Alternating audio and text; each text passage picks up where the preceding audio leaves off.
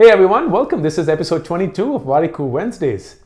So I remember when I was really young, back in school and early days of college, I would embarrassingly call myself a fairly stuck-up guy.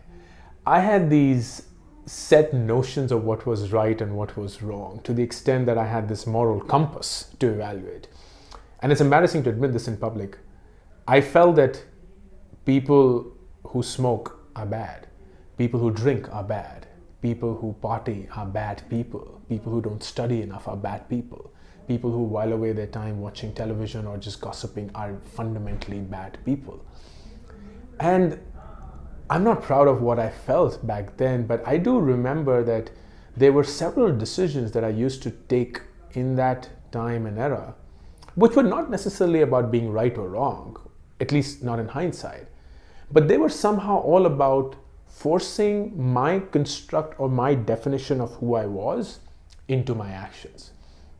Because everywhere I remember distinctly telling myself, I am like this, and thus I will operate by these measures, by these standards, by these action points.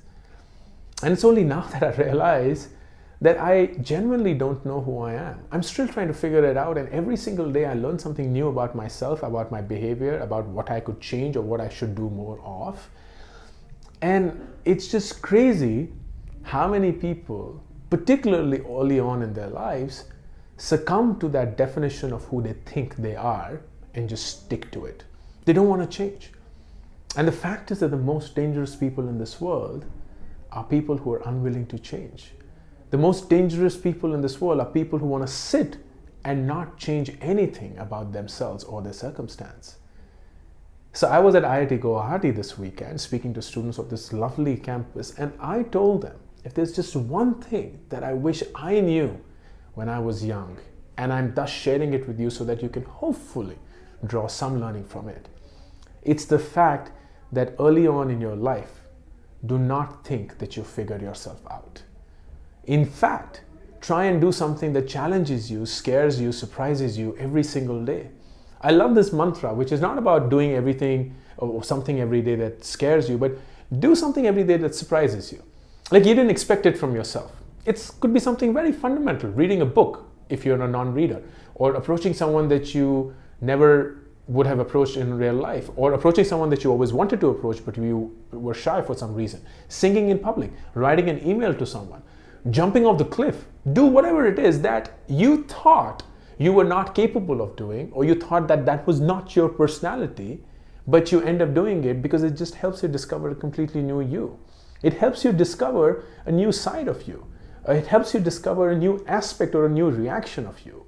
And that will only make you better as an individual, because now you know how you react to circumstances at a much broader span than what you did early on. Kill the bureaucracy within. We don't like bureaucratic setups, right? We don't like people and institutions and governance rules that says we're like this only, we're not going to change. These are the rules. If you want to deal with it, great. If you don't want to, go off. But the fact is that the biggest bureaucracy lies within us, where we keep telling ourselves, I'm like this only. Where we keep telling the world, I'm like this only. Deal with me or leave me. But the fact is, we don't know who we are. Every single day, we can still get to know who we are. And that's why I would encourage you, plead you, request you to consider killing the bureaucracy within. Stop saying, I am like this only, because you don't know who you are. Until next week, I'll see you all around.